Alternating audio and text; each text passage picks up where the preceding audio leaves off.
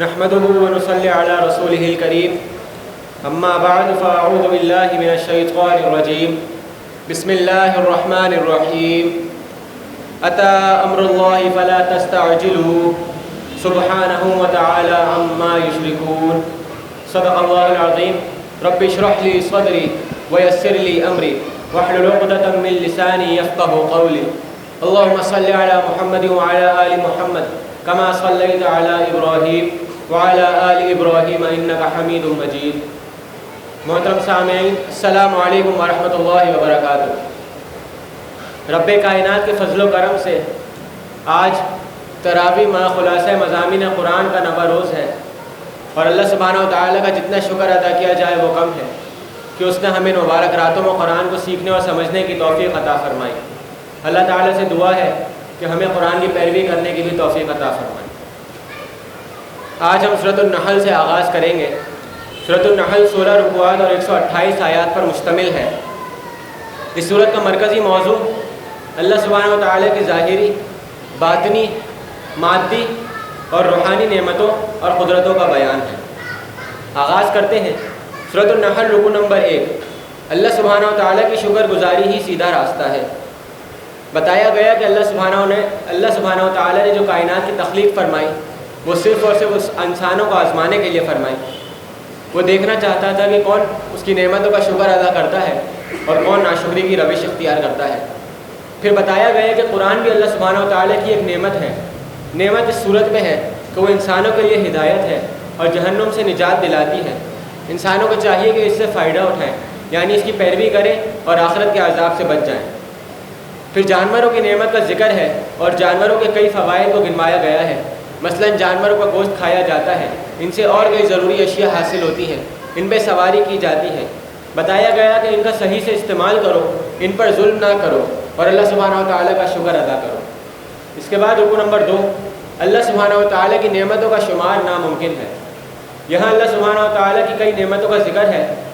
پھر اللہ سبحانہ و تعالیٰ فرماتے ہیں وَإِن تَعُدُّوا نِعْمَتَ اللَّهِ لَا تَحْصُوهَا، اگر تم اللہ سبحانہ و تعالیٰ کی نعمتوں کو شمار کرنا چاہو تو بھی نہیں کر سکتے۔ پھر بتایا گیا کہ انسانوں کی ناشکری کو تو دیکھو ذرا، جو بستیاں پچھلی مر چکی ہیں وہ اللہ سبحانہ و تعالیٰ کے ساتھ معبودوں کو شریک ٹھہراتی تھی اور اولیاء اللہ جو تھے ان کو شریک ٹھہراتی تھی۔ اللہ سبحانہ و تعالیٰ کی نعمتوں کا شکر ادا نہیں کرتی اور ان میں اسراف کرتی تھی۔ اللہ سبحانہ و تعالیٰ نے ان تمام بستیوں کو ہلاک فرما دیا۔ اس کے بعد رکوع نمبر 3، توہین قرآن کا برا انجام ہوگا۔ یہاں مشرکین کا ذکر ہے اور بتایا گیا وہ کہتے تھے کہ قرآن پچھلے زمانے کی کہانیاں ہیں۔ اللہ سبحانہ و تعالیٰ نے فرما دیا کہ یہ بد نصیب لوگ ہیں، یہ دوسروں کو بھی گمراہ کرتے ہیں، ان کے لیے دگنا عذاب ہوگا۔ اس کے بعد رکوع نمبر 4 کا آغاز ہوتا ہے۔ بتایا گیا کہ قرآن حکیم ہی سب سے بڑی خیر ہے۔ سب سے پہلے یہاں کافروں کو جہنم میں جلنے کی وعید سنائی گئی ہے۔ پھر بتایا گیا کہ ان لوگوں کے اوپر تو سختیاں موت کے وقت ہی شروع ہو جاتی ہیں۔ اس کے بعد متقیوں کو جنت کی خوشخبری سنائی گئی۔ پھر بتایا گیا کہ جب ایمان والوں سے پوچھا جاتا ہے کہ تمہارے رب نے کیا نازل فرمایا، تو وہ کہتے ہیں کہ اللہ سبحانہ و تعالیٰ نے خیر نازل کی ہے۔ مقصد یہ ہوتا ہے کہ اللہ سبحانہ و تعالیٰ نے خیر کی صورت میں قرآن کو نازل کیا ہے۔ وہ خیر اس لیے ہے کیونکہ وہ ہدایت کا راستہ ہے، وہ جہنم سے بچاتی ہے اور جنت کا راستہ دکھاتی ہے۔ اللہ سبحانہ و تعالیٰ قرآن کو ہمارے لیے بھی خیر کا ذریعہ بنائے۔ رکوع نمبر 5، اللہ سبحانہ و تعالیٰ کی عبادت اور طاغوت سے بغاوت کرنے کا حکم۔ یہاں بتایا گیا کہ ہر رسول کی جو بنیادی دعوت ہے وہ اللہ سبحانہ و تعالیٰ کی بھیجی ہوئی ہدایت کی پیروی اور شیطان سے بغاوت کرنے کا حکم، یہ ہر رسول کی بنیادی دعوت ہے۔ پھر بتایا گیا کہ طاغوت کیا ہے۔ طاغوت اصل میں ہر وہ چیز ہے جو اللہ سبحانہ و تعالیٰ کے دین اور آپ صلی اللہ علیہ وسلم کی رسالت سے ٹکرانے کی کوشش کرے۔ جو چیز ان دونوں کے خلاف جائے وہ اصل میں طاغوت ہے، وہ شیطان کا راستہ ہے اور وہ گمراہی کی طرف لے جاتا ہے۔ اس کے بعد رکوع نمبر 6، حدیث رسول صلی اللہ علیہ وسلم کی اہمیت۔ یہاں بتایا گیا کہ آپ کی ذمہ داری تلاوت قرآن کے ساتھ اس کے مضامین کی وضاحت کر دینا بھی ہے۔ بتایا گیا کہ قرآن کی وضاحت احادیث مبارکہ میں ہے، اور ایمان کے لیے جتنا قرآن کو ماننا ضروری ہے اتنا ہی سنت رسول احادیث مبارکہ میں بھی ایمان رکھنا ضروری ہے، کیونکہ قرآن کے اندر کچھ چیزوں کی مکمل تفصیل موجود نہیں ہے، اور ان چیزوں کی مکمل تفصیل و تشریح آپ صلی اللہ علیہ وسلم نے احادیث مبارکہ سے ذریعے فرما دی ہے۔ اللہ سبحانہ و تعالیٰ ہمارے ایمان کو پورا فرمائے۔ اس کے بعد رکن نمبر 7، اللہ سبحانہ و تعالیٰ کی مسلسل اطاعت کا حکم۔ بتایا گیا کہ اللہ سبحانہ و تعالیٰ ہی معبود واحد ہے، اس کے علاوہ کسی اور کو معبود نہ بناؤ اور اسی کی صرف اور صرف اطاعت کرو۔ پھر بتایا کہ ہر نعمت اللہ سبحانہ و تعالیٰ کی ہی عطا کردہ ہے، کیونکہ کائنات میں جتنی چیزیں ہیں وہ اسی کی تخلیق ہیں، اور وہ اپنے حساب سے جس کو چاہتا ہے جب چاہتا ہے عطا فرماتا ہے۔ وہی ہے جو تم لوگوں کو مشکلات میں ڈالتا ہے اور پھر تم لوگوں کو مشکلات سے نکال لیتا ہے۔ مشکلات میں ڈالنے کا مقصد انسانوں کی آزمائش ہوتی ہے، دیکھنا چاہتا ہے کہ عمل کے حساب سے کون بہتر ہے، لہذا اسی کو ہر حال میں پکارو، خوشیوں میں شکر ادا کرو اور مشکلات میں صبر کرو۔ پھر بتایا گیا کہ جو لوگ ایسا نہیں کرتے اور اللہ سبحانہ و تعالیٰ کی نافرمانی کرتے ہیں، یہ احسان فراموش لوگ ہیں، اور آخرت میں اللہ سبحانہ و تعالیٰ ان کو سخت سزا عطا فرمائے گا۔ اور جو لوگ اللہ سبحانہ و تعالیٰ کی فرما برداری کرتے ہیں، یہ اصل میں احسان مند لوگ ہیں، اور ان کے لیے اللہ سبحانہ و تعالیٰ نے کئی نعمتوں کا وعدہ فرمایا ہے۔ اللہ سبحانہ و تعالیٰ ہمیں احسان مندی کے روش اختیار کرنے کی توفیق عطا فرمائے۔ اس کے بعد رکن نمبر 8، اختلافات کا حل قرآن و حدیث میں تلاش کرو۔ بتایا گیا کہ آپ صلی اللہ علیہ وسلم کو قرآن کو کتاب بنا کر اس لیے بھیجا گیا تاکہ آپ صلی اللہ علیہ وسلم وضاحت کر دیں ان معاملات میں جن میں لوگ اختلاف کرتے ہیں۔ بتایا گیا کہ کتاب و سنت یہ دو ذریعے ہیں جن کے ذریعے آپس کے اختلافات ختم کرو، متحد ہو جاؤ اور اللہ سبحانہ و تعالیٰ کے دین کے جد و جہد کے لیے نکلو۔ اس کے بعد رکن نمبر 9، مشروبات کی صورت میں اللہ سبحانہ و تعالیٰ کی 4 نعمتیں۔ یہاں 4 مشروبات کا ذکر ہے جنہیں اللہ سبحانہ و تعالیٰ نے دنیا میں انسانوں کے لیے نعمت بنا کر بھیجا۔ نمبر 1 پانی، نمبر 2 دودھ، نمبر 3 پھلوں کا رس، اور نمبر 4 شہد۔ اس رکوع میں شہد کی خاص طور پر فضیلت بتائی گئی ہے کہ اس میں اللہ سبحانہ و تعالیٰ نے کئی بیماریوں سے شفا رکھی ہے، لہٰذا ان تمام نعمتوں کو اچھے سے استعمال کرو، ان میں اسراف نہ کرو تاکہ اللہ سبحانہ و تعالیٰ تمہارے ساتھ بھلائی کا معاملہ فرمائے۔ اس کے بعد رکوع نمبر 10، 2 عام فہم مثالوں کا بیان۔ اب اس رکوع میں توحید کے دلائل دیے گئے ہیں اور شرک سے منع کیا گیا ہے۔ پہلی مثال اب اور معبود کے فرق کو واضح کر دیتی ہے۔ بتایا گیا کہ ایک شخص بہت مالدار ہے، اس کے پاس دنیا کی ہر قسم کی دولت موجود ہے، اور ایک دوسرا شخص ہے جو فقیر ہے جس کے پاس اپنا گھر تک موجود نہیں۔ کیا یہ 2 لوگ برابر ہو سکتے ہیں؟ جب یہ 2 برابر نہیں ہو سکتے تو ایسا کیسے ہو سکتا ہے کہ خالق جس نے پوری کائنات بنائی ہے اور جس کی مرضی سے تمام معاملات چلتی ہیں، وہ اور اس کی مخلوق جو کہ اس کے سامنے بالکل بے بس ہے اور اس کی مرضی کے بغیر ایک ٹانگ تک نہیں ہلا سکتی، کیسے برابر ہو سکتے ہیں؟ ہرگز ایسا نہیں ہو سکتا۔ اس لیے مخلوق کو چاہیے کہ اللہ سبحانہ و تعالیٰ کی ہی عبادت کرے۔ اس کے بعد دوسری مثال کے ذریعے واضح کر دیا گیا کہ ایک نافرمان اور ایک فرما بردار میں کیا فرق ہوتا ہے۔ بتایا گیا کہ ایک نکما غلام جو مالک کی کسی بات کو نہیں مانتا اور ہر وقت مالک سے ڈانٹ کھاتا رہتا ہے، کیا وہ اور ایک دوسرا غلام جو کہ باصلاحیت ہے اور ہر قسم کا کام کرنے کی صلاحیت رکھتا ہے، وقت پر تمام کام کر دیتا ہے اور مالک خوشی سے اس کو انعامات سے نوازتا ہے، کیا یہ 2 لوگ برابر ہو سکتے ہیں؟ ہرگز ایسا نہیں ہو سکتا۔ تو پھر کیسے ہو سکتا ہے کہ اللہ سبحانہ و تعالیٰ اپنے فرما بردار شخص اور ایک نافرمان شخص کو برابر نوازے؟ بے شک آخرت میں اللہ سبحانہ و تعالیٰ نے نافرمانوں کے لیے عذاب رکھا ہے اور فرما برداروں کے لیے جنت رکھی ہے۔ اللہ سبحانہ و تعالیٰ ہمیں فرما برداروں میں شامل فرمائے اور آخرت میں ہمارا حشر نیک لوگوں کے ساتھ فرمائے۔ اس کے بعد رکوع نمبر 11، اللہ سبحانہ و تعالیٰ کی نعمتیں ہی نعمتیں۔ یہاں اللہ سبحانہ و تعالیٰ کی بہت ساری نعمتوں کا ذکر کیا گیا۔ اللہ سبحانہ و تعالیٰ نے ہمیں بصارت اور سماعت جیسی نعمتیں عطا فرمائیں، ہمیں گھر بنانے کی صلاحیت دی تاکہ ہم اپنے لیے چھت ڈھونڈ سکیں، ہمیں عقل دی جس کے ذریعے ہم اپنے روزمرہ کے کام کرتے ہیں۔ اس کے علاوہ کئی ایسی چیزیں ہیں جو اللہ سبحانہ و تعالیٰ نے ہمارے لیے بنائیں، مثلاً پانی، جانور، سورج، چاند، نظام زندگی۔ ان تمام نعمتوں کا اس رکوع کے آغاز میں ذکر ہے۔ اس کے بعد بتایا گیا کہ یہ سب نعمتیں تو دنیاوی ہیں، لیکن اصل میں جو سب سے بڑی نعمت اللہ سبحانہ و تعالیٰ نے عطا کی ہے وہ نعمت ہدایت ہے۔ اگر ہدایت کی نعمت باقی رہتی ہے تو انسان باقی تمام نعمتوں کو نعمتوں کے طور پہ استعمال کرتا ہے، اور اگر ہدایت کی نعمت اللہ سبحانہ و تعالیٰ چھین لیتا ہے تو پھر دولت جیسی نعمت قارون بنا دیتی ہے اور اقتدار جیسی نعمت فرعون بنا دیتی ہے۔ ان لوگوں کو اللہ سبحانہ و تعالیٰ نے گمراہ کیا اور آخرت میں ان کے لیے سخت عذاب لکھ دیا ہے۔ پھر بتایا گیا کہ نبیوں کے ذمے تو صرف ہدایت کو پہنچانا ہے، دین حق کو کھول کر سمجھا دینا ہے اور حق اور باطل کے فرق کی وضاحت کر دینا ہے، لیکن ان کا کام منوانا ہرگز نہیں ہے۔ ہدایت دینا تو صرف اللہ سبحانہ و تعالیٰ کا کام ہے۔ جو لوگ اچھی نیت سے انبیاء اکرام کی بات سنتے ہیں، سمجھنے کی کوشش کرتے ہیں اور خالق کی تلاش میں رہتے ہیں، انہیں اللہ سبحانہ و تعالیٰ ہدایت جیسی نعمت سے نوازتا ہے۔ اور جو لوگ ہٹ دھرمی پہ اتر آتے ہیں اور حق کو پہچان کر بھی اس کی پیروی نہیں کرتے، اللہ سبحانہ و تعالیٰ ان سے بالآخر حق سمجھنے کی صلاحیت چھین لیتا ہے اور انہیں گمراہ کر دیتا ہے۔ اللہ سبحانہ و تعالیٰ ہمارے دل کو بھی دین ایمان سے منور فرمائے۔ اس کے بعد رکن نمبر 12، نبی اکرم صلی اللہ علیہ وسلم کی امت کے خلاف گواہی۔ یہاں بتایا گیا کہ قیامت کے روز جب تمام انسانوں کو جمع کیا جائے گا، تب لوگوں کو قوم کی صورت میں کھڑا کیا جائے گا، پھر ہر امت اپنی قوم کے خلاف گواہی دے گی۔ وہ رسول کہیں گے کہ اللہ، ہم نے تو تیرا پیغام صحیح پہنچا دیا تھا، اب تو ان سے پوچھ کہ انہوں نے عمل کیا کہ نہیں کیا۔ اسی طرح آپ صلی اللہ علیہ وسلم بھی گواہی دیں گے۔ پھر اللہ سبحانہ و تعالیٰ لوگوں کا حساب کتاب فرمائے گا، اور جن لوگوں نے رسولوں کی ہدایات کے مطابق عمل کیا ہوگا انہیں اللہ سبحانہ و تعالیٰ جنت کی خوشخبری دے گا اور انہیں ہمیشہ کے لیے جنت میں داخل فرما دے گا۔ اور جن لوگوں نے آپ علیہ السلام کی اطاعت نہیں کی ہوگی ان لوگوں کو اللہ سبحانہ و تعالیٰ جہنم میں داخل فرمائے گا اور ان کے لیے ہمیشہ کے لیے عذاب ہوگا۔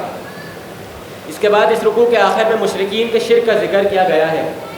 جو نیک لوگ گزر جاتے تھے وہ مشرکین ان کو معبود بنا دیتے، پھر ان کی قبروں پہ جا کر دعائیں مانگتے تھے۔ بتایا گیا کہ قیامت کے دن یہ جو نیک لوگ ہیں یہ مشرکین سے اعلان براءت کر دیں گے۔ اللہ سبحانہ و تعالیٰ سے فرمائیں گے کہ اللہ، ہم تو صرف تیری ہی عبادت کرنے والے تھے، ہم نے ان کو ایسی روش اختیار کرنے سے منع کیا تھا اور ان کو اپنی عبادت کرنے کا حکم نہیں دیا تھا، ہم تو ان کو صرف تیری ہی بندگی کی دعوت دیتے تھے۔ اللہ سبحانہ و تعالیٰ ان لوگوں کو جہنم میں داخل فرما دے گا۔ اللہم اجرنا من النار۔ اس کے بعد رکن نمبر 13، اللہ سبحانہ و تعالیٰ کی طرف سے اہم ہدایات۔ یہاں پہ ایک آیت آتی ہے، ان اللہ یأمر بالعدل والاحسان وایتاء ذی القربى وینہی عن الفحشاء والمنکر۔ اللہ سبحانہ و تعالیٰ عدل اور احسان اور رشتہ داروں کا حق ادا کرنے کا حکم دیتا ہے اور بے حیائی اور منکر اور زیادتی سے منع فرماتا ہے۔ اس کے بعد معاہدات یعنی اپنے عہدوں کی پابندی کرنے کا حکم دیا گیا ہے۔ پھر بتایا گیا ہے کہ شیطان تو تمہارا کھلا دشمن ہے، وہ تم لوگوں کو ضرور ورغلانے کی کوشش کرتا رہے گا، وہ تم لوگوں کے دلوں میں وسوسے ڈالتا رہے گا۔ اس لیے تمہیں چاہیے کہ جب تم لوگ قرآن کی تلاوت کرنا شروع کرو تو اس سے پہلے اللہ سبحانہ و تعالیٰ کی پناہ میں آ جاؤ۔ اسی لیے ہم جب بھی تلاوت کرنا شروع کرتے ہیں تب ہم اعوذ باللہ من الشیطان الرجیم ضرور سے پڑھتے ہیں۔ اس کے بعد رکن نمبر 14، مرتد کے لیے شدید عذاب کی وعید۔ مرتد کون لوگ ہوتے ہیں؟ جو لوگ ایمان لے آ چکے ہوتے ہیں اور اس کے بعد دین اسلام سے ہٹ جاتے ہیں۔ بتایا گیا کہ جو لوگ دین سے پھر جاتے ہیں اس نے اصل میں دنیا کو ترجیح دی ہے اور آخرت کو پیچھے چھوڑ دیا ہے، اسے آخرت میں سخت عذاب ہوگا اور دنیا میں اللہ سبحانہ و تعالیٰ اس کے لیے ذلت لکھ دے گا۔ بتایا گیا ہاں، اگر جان بچانے کے لیے کلمہ کفر کہنا پڑے اور دل میں حقیقی ایمان اس وقت بھی موجود ہو تو اللہ سبحانہ و تعالیٰ تمہیں ضرور معاف فرمائے گا۔ اس کے بعد رکن نمبر 15، ناشکری کی سزا۔ یہاں پہ ایک بستی کا ذکر کیا گیا ہے۔ اللہ سبحانہ و تعالیٰ نے ان کو بہت ساری نعمتیں عطا فرمائی تھی، لیکن اس بستی کے لوگوں نے اللہ سبحانہ و تعالیٰ کی ناشکری کی اور اللہ سبحانہ و تعالیٰ کا خالق واحد ہونے کا اقرار نہیں کیا۔ اللہ سبحانہ و تعالیٰ نے عذاب کے ذریعے اس پوری بستی کو ہلاک کر دیا۔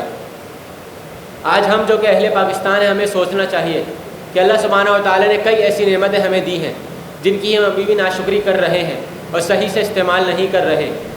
ہمیں چاہیے کہ اللہ سبحانہ و تعالیٰ کا شکر ادا کریں اور اپنے گناہوں کی اصلاح بروقت شرطی ہدایات کا ذکر فرمایا ہے۔ بتایا گیا کہ کسی کو ناحق قتل نہ کرو، یتیم کے مال کی حفاظت کرو اور یتیم کے مال میں سے نہ کھاؤ، ناپ تول میں کمی نہ کرو، بغیر علم کے بغیر تحقیق کے بات نہ کرو، اور تکبر اور شرک سے بچو، کیونکہ تکبر اور شرک ایسے گناہ ہیں جو تمام نیکیوں پر پانی پھیر دیتے ہیں اور آخرت میں عذاب کی وعید سنائی گئی ہے ان گناہوں کا اختیار کرنے والوں کے لیے۔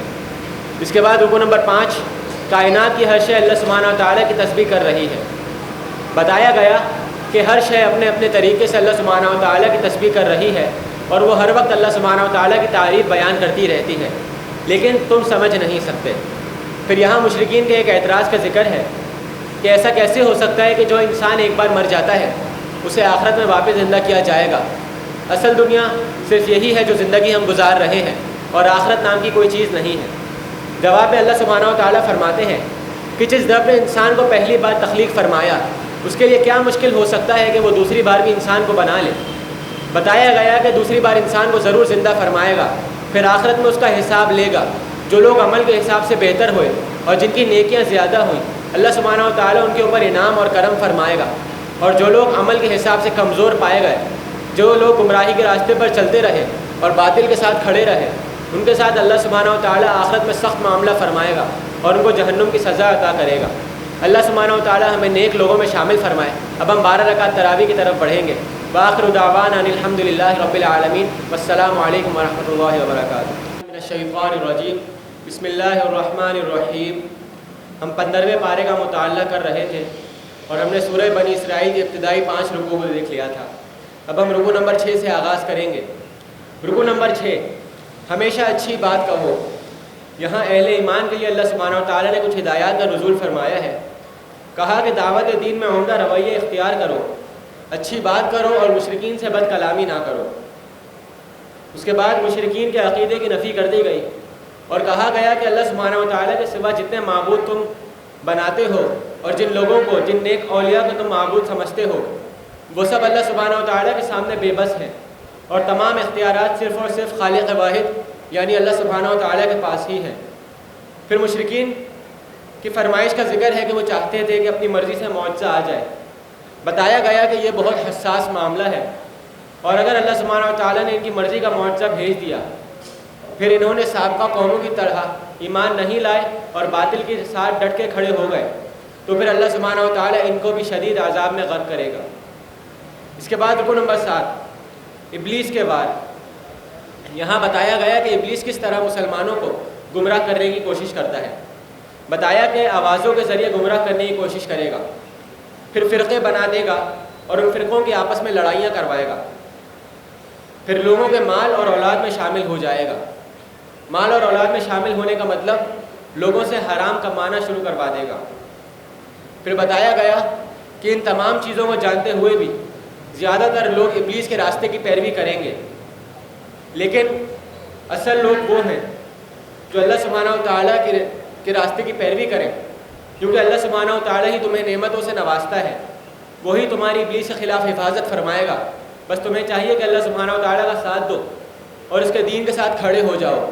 اس راستے میں آزمائشیں تو ضرور آئیں گی اور نفس تمہیں غلط کام کرنے پر ابھارے گا تو ضرور, لیکن تمہارے اوپر ہے. اللہ سبحانہ و تعالیٰ نے تمہیں پورا اختیار دیا ہے. اللہ سبحانہ و تعالیٰ سے دعا کرو اور صبر کرو اور استقامت کے ساتھ دین کی پیروی کرو. اللہ سبحانہ و تعالیٰ تمہیں اجر عظیم عطا فرمائے گا. اس کے بعد رکوع نمبر 8, حق میں کوئی قسم کی ترمیم قبول نہیں ہے. یہاں بتایا گیا کہ مشرکین چاہتے تھے کہ آپ صلی اللہ علیہ وسلم دین اسلام میں ان کی مرضی کی تبدیلیاں کر لیں. ان کو دین اسلام مشکل لگتا تھا اور وہ چاہتے تھے کہ آپ صلی اللہ علیہ وسلم اللہ سبحانہ و تعالیٰ کی مرضی کے خلاف جائیں اور اپنی طرف سے من گھڑت دین بتانا شروع کر دیں. بتایا گیا کہ ایسا ہرگز ممکن نہیں ہے. اللہ سبحانہ و تعالیٰ نے آپ کو دین اسلام سے نوازا ہے اور وہی آپ کی اور دین اسلام کی حفاظت کرے گا. بس آپ صلی اللہ علیہ وسلم کو چاہیے کہ ثابت قدم رہیں. پھر بتایا گیا کہ مشرکین ایذا رسانی کی اس حد تک پہنچ جائیں گے کہ آپ صلی اللہ علیہ وسلم کو ہجرت پر مجبور کر دیں گے. رکوع نمبر 9, مکہ سے ہجرت فتح مکہ کی تمہید بن گئی. یہاں پہ سب سے پہلے فجر میں قرآن اور نماز پڑھنے کی طرف توجہ دلائی گئی ہے. پھر ایک بہت ہی مشہور آیت آتی ہے, وَقُلْ جَاءَ الْحَقُّ وَزَهَقَ الْبَاطِلُ إِنَّ الْبَاطِلَ كَانَ زَهُوقًا. بس حق غالب آ گیا اور باطل کو مٹا دیا گیا, بے شک باطل مٹائے جانے ہی کے لیے تھا. یہ وہ آیت ہے کہ جب فتح مکہ کے موقع پہ آپ صلی اللہ علیہ وسلم کعبے میں موجود بتوں کو گرا رہے تھے, تب ہر ایک بت کو ضرب لگاتے اور پھر یہ آیت تلاوت فرماتے. اس آیت کے ذریعے فتح مکہ کی بشارت دے دی گئی اور کہا گیا کہ یہ جو مشرکین نے مکہ سے نکلنے پہ مجبور کیا تھا, یہ دراصل اللہ سبحانہ و تعالیٰ نے یہاں سے ہی فتح مکہ کا آغاز فرما دیا تھا اور یہاں سے ہی آپ صلی اللہ علیہ وسلم کو بشارت فتح دے دی. پھر بتایا گیا کہ قرآن تو تمہارے لیے شفا ہے اور قرآن تمہارے لیے رحمت بنا کر نازل کیا گیا ہے, جبکہ باطل نقص ہے اور شیطان کی طرف سے موجود گندگی ہے. تمہیں چاہیے کہ رحمت کی پیروی کرو اور گندگی سے بچو تاکہ فلاح پا سکو. اس کے بعد رکوع نمبر 10, نبی اکرم صلی اللہ علیہ وسلم کا اصل معجزہ قرآن ہے. سب سے پہلے بتایا گیا کہ اگر دنیا کے تمام جن و انس مل بھی جائیں تو قرآن جیسا ایک کلام نہیں لا سکتے. پھر بتایا گیا کہ مشرکین آپ صلی اللہ علیہ وسلم سے عجیب و غریب مطالبے کرتے تھے. کہتے تھے کہ آپ صلی اللہ علیہ وسلم پانی کا چشمہ جاری فرما دیں یہ جو مکہ پتھروں کی سرزمین ہے اس میں انگور کے باغات کھڑے کر دیں؟ جواب دیا گیا کہ آپ صلی اللہ علیہ وسلم فرما دیں کہ میں یہ سب کرنے کا حکم اللہ سبحانہ و تعالیٰ سے نہیں پاتا اور نہ میں یہ سب کرنے کی طاقت رکھتا ہوں، اصل طاقت تو اللہ سبحانہ و تعالیٰ کے پاس ہی ہے، ایسے مطالبے اس سے کرو اور اللہ سبحانہ و تعالیٰ پر ایمان لاؤ، اس سے دعا کرو، وہ تمہاری دعاؤں کو ضرور قبول فرمائے گا۔ بتایا گیا کہ دین حق دین اسلام ہے اور ہدایت صرف اور صرف قرآن ہے، جو لوگ اس پیروی کریں گے اللہ سبحانہ و تعالیٰ انہی کو کامیاب فرمائے گا۔ اللہ سبحانہ و تعالیٰ ہمیں قرآن کے پیروکاروں میں شامل فرمائے۔ اس کے بعد رکن نمبر 11، انسانوں کے لیے نمونہ انسان رسول ہی بن سکتا ہے۔ مشرکین کا اعتراض ایک بار پھر ذکر کیا گیا ہے، وہ کہتے تھے کہ اللہ سبحانہ و تعالیٰ نے فرشتوں کو نبی کیوں نہیں بنا کر بھیجا اور ہم جیسے کھاتے پیتے انسان کو ہی کیوں بھیج دیا؟ بتایا گیا کہ جب اس زمین پر انسان ہی آباد ہے اور اللہ سبحانہ و تعالیٰ نے انسان کو ہی بنا کر زمین میں بھیجا ہے تو وہ نبی کسی فرشتے کو بنا کر کیوں بھیجے گا؟ وہ انسان کو ہی بھیجے گا تاکہ انسانوں کے لیے وہ نمونہ بن کر جی سکے اور انسانوں کو دین حق کی طرف زیادہ آسانی سے گامزن کر سکے۔ بتایا گیا کہ اگر زمین پر فرشتے آباد ہوتے تو اللہ سبحانہ و تعالیٰ ضرور فرشتوں کو بنا کر بھیجتا، لیکن اللہ سبحانہ و تعالیٰ نے انبیاء کو انسان بنا کر بھیجا اور اب اتمام حجت کرا دی گئی ان کے ذریعے۔ جو لوگ حق قبول کریں گے اللہ سبحانہ و تعالیٰ انہیں کامیاب فرمائے گا اور وہ ان کے دلوں کو روشن فرما دے گا، جبکہ جو لوگ باطل کی پیروی کریں گے وہ لوگ اصل میں اندھے اور گونگے لوگ ہیں اور ان کے لیے آخرت میں شدید عذاب لکھ دیا گیا ہے۔ اس کے بعد اس سورت کا آخری رکن نمبر 12، عظیم اسرائیل یہود کا عظیم قبرستان بن جائے گا۔ یہاں سب سے پہلے بتایا گیا کہ اللہ سبحانہ و تعالیٰ نے موسیٰ علیہ السلام کو نشانیوں کے ساتھ آل فرعون کی طرف بھیجا۔ فرعون نے آپ کی جب نشانی کو جھٹلایا تو اللہ سبحانہ و تعالیٰ نے اسے ہلاک کر دیا۔ پھر یہاں بنی اسرائیل کے بارے میں اللہ سبحانہ و تعالیٰ پیشن گوئی فرماتے ہیں، بتاتے ہیں کہ جب آخرت قریب آئے گی تو ان تمام یہود کو اللہ سبحانہ و تعالیٰ ایک جگہ جمع فرما دے گا، اور آج ہم دیکھ رہے ہیں دنیا بھر سے تمام یہود اسرائیل میں جا کر جمع ہو رہے ہیں۔ پھر بتایا کہ جب یہ سب ایک ساتھ جمع ہو جائیں گے تو اللہ سبحانہ و تعالیٰ ان لوگوں کو ہلاک فرما دے گا۔ احادیث سے ہمیں پتہ چلتا ہے کہ جب یہ اسرائیل بن جائے گا تو اللہ سبحانہ و تعالیٰ حضرت عیسیٰ کا نزول فرمائیں گے، جو اللہ سبحانہ و تعالیٰ کے ایک بندے بن کر آئیں گے اور ان کے پرچم تلے مسلمان جنگ کر کے ان تمام یہود کا خاتمہ کر دیں گے۔ اللہ سبحانہ و تعالیٰ ہمیں بھی اس جہاد میں شامل ہونے کی توفیق عطا فرمائے۔ پھر بتایا گیا کہ قرآن کو بھیجنے کا مقصد دنیا سے باطل کا خاتمہ تھا، تو جو لوگ قرآن کی پیروی کر رہے ہیں انہیں چاہیے کہ باطل جو کہ فتنہ ہے اس کے خاتمے تک اللہ سبحانہ و تعالیٰ کی راہ میں جد و جہد کرتے رہیں۔ اللہ سبحانہ و تعالیٰ ہمیں ان لوگوں میں شامل فرمائے۔ اس کے بعد اگلی سورت سورۃ الکہف ہے، مشہور سورت ہے، اور آپ صلی اللہ علیہ وسلم نے بتایا کہ جو لوگ ہر جمعے کو اس کی تلاوت کرتے ہیں اللہ سبحانہ و تعالیٰ ان کو دجال کے فتنے سے محفوظ فرمائے گا۔ یہ 12 رکوعات اور 110 آیات پر مشتمل ہے اور اس کا مرکزی موضوع ہے دنیا پرستی کی مذمت۔ اس صورت میں کل ملا کر 4 واقعات آئے ہیں، جن میں سے 2 کو ہم آج دیکھیں گے اور 2 کے بارے میں ہم کل پڑھیں گے۔ آغاز کرتے ہیں بسم اللہ الرحمن الرحیم۔ رکن نمبر 1، دنیا کی حقیقت۔ بتایا گیا کہ اللہ سبحانہ و تعالیٰ ہی ہے جس نے قرآن آپ صلی اللہ علیہ وسلم پر نازل فرمایا، پھر وہ آپ صلی اللہ علیہ وسلم کو بتا دیتا ہے کہ کون اہل ایمان ہے اور ان کے لیے اللہ سبحانہ و تعالیٰ جنت کی خوشخبری دیتا ہے، اور اہل باطل کو آپ صلی اللہ علیہ وسلم جہنم کے عذاب سے ڈراتے ہیں۔ پھر بتایا گیا کہ جو دنیاوی نعمت اللہ سبحانہ و تعالیٰ نے تمہیں دی ہیں یہ عارضی ہیں اور ایک دن یہ فنا ہو جائیں گی۔ یہ اللہ سبحانہ و تعالیٰ نے امتحان کے لیے دی ہیں تاکہ دیکھا جا سکے کہ کون عمل کے بارے میں بہتر ہے۔ پھر بتایا گیا کہ عمل سے جانچا جائے گا کہ آخرت میں اللہ سبحانہ و تعالیٰ کس کو کامیاب اور کس کو ناکام ٹھہرائے گا۔ اللہ سبحانہ و تعالیٰ ہمیں کامیاب لوگوں میں شامل فرمائے۔ اس کے بعد رکن نمبر 2، مشکل حالات میں صبر اور استقامت کا امتحان۔ یہاں اصحاب کہف کا واقعہ ہے۔ یہ چند نوجوان تھے جو جس علاقے میں رہ رہے تھے اس کا حکمران بہت سرکش اور گمراہ تھا۔ یہ لوگ پکے سچے ایمان پر ڈٹے رہے اور دعوت حق کا کام کرتے رہے۔ جب لوگوں نے قتل کرنے کی دھمکی دی اور بادشاہ نے ان کو قید کرنا چاہا تو اللہ سبحانہ و تعالیٰ کے حکم سے یہ ایک دور دراز غار میں جا کر چھپ گئے۔ انہوں نے اللہ سبحانہ و تعالیٰ سے حفاظت کی دعا کی اور اللہ سبحانہ و تعالیٰ نے انہیں 300 سال تک سلا دیا۔ پھر اگلے رکن نمبر 3 میں انہی کے بارے میں ذکر آیا ہے۔ بتایا گیا کہ ان لوگوں کو کافی عرصہ لوگوں نے تلاش کرنے کی کوشش کی، پھر جب لوگوں کو یقین ہو گیا اور اللہ سبحانہ و تعالیٰ نے لوگوں کے دلوں میں یہ بات ڈال دی کہ یہی سچے پکے اہل ایمان تھے اور وہ سرکش بادشاہ مر گیا اور جو دوسری حکومت آئی وہ نیک اور اہل ایمان میں سے تھی، تو اللہ سبحانہ و تعالیٰ نے 300 سال بعد ان کو واپس لے آیا۔ پھر جب یہ اسی بستی میں واپس داخل ہوئے تو لوگوں نے ان کا والہانہ استقبال کیا اور ان کے نام پر ایک مسجد کو بھی قائم کیا۔ اس کے بعد رکن نمبر 4، حق بیان کر دو، کوئی خوش ہو یا کوئی ناراض ہو۔ بتایا گیا کہ مشکلات میں مومنوں کا سہارا قرآن کریم ہی بنتا ہے، لہذا تمہیں چاہیے کہ قرآن کریم کی تلاوت کرو اور صبح و شام اللہ سبحانہ و تعالیٰ کو پکارو اور ذکر و اذکار کرو۔ پھر آپ صلی اللہ علیہ وسلم کے لیے تلقین کی گئی ہے، فرمایا کہ آپ صلی اللہ علیہ وسلم کو چاہیے کہ اپنے صحابہ کے ساتھ جڑے رہیں، حق کو بیان کر دیں، جو قبول کرے اس کو جنت کی بشارت دیں، اور جو حق کو ٹھکرا دے اور ہر درمی میں اڑے رہے اس کو جہنم کی وعید کرے۔ رکن نمبر 5، اسباب پرستی کے مذمت۔ یہاں دوسرا قصہ آیا ہے باغ والے کا قصہ۔ ایک شخص تھا جس کو اللہ سبحانہ و تعالیٰ نے 2 بڑے بڑے باغ عطا کیے تھے جس میں ہر قسم کا پھل موجود تھا۔ اس کے ایک دوست نے اس کو تلقین کی اور کہا کہ یہ باغ صرف اللہ سبحانہ و تعالیٰ نے عطا کیے ہیں، تمہیں چاہیے کہ تکبر اور سرکشی چھوڑ دو اور اس واحد خالق پر ایمان لے آؤ اور اسی کی پیروی کرو۔ اس شخص نے جواب دیا کہ یہ صرف میری ہی محنت کا نتیجہ ہے، اور کون اللہ سبحانہ و تعالیٰ ہے اور کون سی آخرت کی تم بات کرتے ہو۔ اللہ سبحانہ و تعالیٰ نے نتیجتاً ایک ہی رات میں اس کے باغ کو تباہ و برباد کر دیا۔ اگلے دن جب یہ اٹھا اور اس نے باغ کو تباہ پایا تو بڑا پچھتایا اور سوچتا رہا کہ کاش میں اللہ سبحانہ و تعالیٰ کے اوپر ایمان لے آتا۔ سبق ہمیں حاصل ہوتا ہے کہ مادہ پرستی بھی ایک قسم کا شرک ہے، اور جتنی نعمتیں ہمیں عطا کی گئی ہیں صرف خالق واحد اللہ سبحانہ و تعالیٰ نے ہی عطا کی ہیں۔ زیادہ نعمتیں دے کے وہ ہمارے امتحان لیتا ہے، اور کم نعمتیں دے کے وہ ہمارا صبر کا امتحان لیتا ہے۔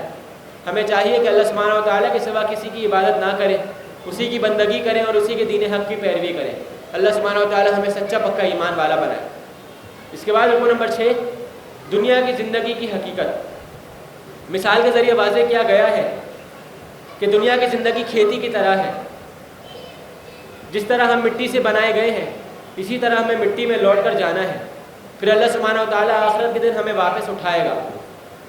پھر بتایا گیا کہ مال اور دیگر اسباب جو اللہ سبحانہ و تعالیٰ نے تمہیں عطا کیے ہیں، اور کسی کو کم دیا ہے اور کسی کو زیادہ دیا ہے، یہ صرف دنیاوی ساز و سامان ہے، اور اصل اہمیت تو صرف آخرت کی ہے۔ جو لوگ نیک اعمال کرتے ہیں اللہ سبحانہ و تعالیٰ انہیں آخرت میں کامیاب فرمائے گا، اور جب برے لوگوں کے ہاتھوں میں اعمال نامہ دیا جائے گا اور ان کو اس میں بدعملیاں نظر آئیں گی تو وہ بڑے پچھتائیں گے، بلکہ دیکھ کر خوف زدہ ہو جائیں گے اور کہیں گے کہ اس میں تو کوئی چھوٹی یا بڑی کوئی بھی عمل اللہ سبحانہ و تعالیٰ نے نہیں چھوڑا ہے، اور ہر قسم کا حساب کتاب فرمایا ہے۔ پھر اللہ سبحانہ و تعالیٰ ان لوگوں کو جہنم میں داخل فرما دے گا اور ان کے لیے آگ کا عذاب ہوگا۔ اللہم اجرنا من النار۔ رکن نمبر 7، شیطانوں کی پیروی کا بہت برا انجام ہوگا۔ یہاں ایک بار پھر ابلیس و آدم کا قصہ آیا ہے۔ بتایا گیا کہ کس طرح ابلیس نے سجدہ کرنے سے منع کیا اور اللہ سبحانہ و تعالیٰ نے اس کو گمراہ کر دیا۔ پھر بتایا کہ جو لوگ اس ابلیس کی روش اختیار کرتے ہیں، یہ روش کیا ہے؟ اگر خطا ہو جائے تو اس خطا پر ڈٹے رہے اور اللہ سبحانہ و تعالیٰ سے توبہ طلب نہیں کی۔ تو بتایا گیا کہ ان لوگوں کو آخرت کے دن سخت سزا ہوگی اور ان کا حشر ابلیس کے ساتھ ہی ہوگا۔ ان لوگوں کو جہنم میں داخل کر دیا جائے گا اور جنت سے ان کو دور کر دیا جائے گا۔ رکن نمبر 8، سب سے بڑا ظلم نصیحت سے فرار ہے۔ بتایا گیا کہ انسانوں کی ہدایت کے لیے اللہ سبحانہ و تعالیٰ نے کئی انبیاء کو بھیجا اور کئی رسولوں کو بھیجا۔ جنہوں نے اس ہدایت سے اعراض کیا ان کے لیے دنیا میں ہلاکت لکھ دی گئی، اور کئی قوموں کو اللہ سبحانہ و تعالیٰ نے دنیا میں ہلاک کر دیا۔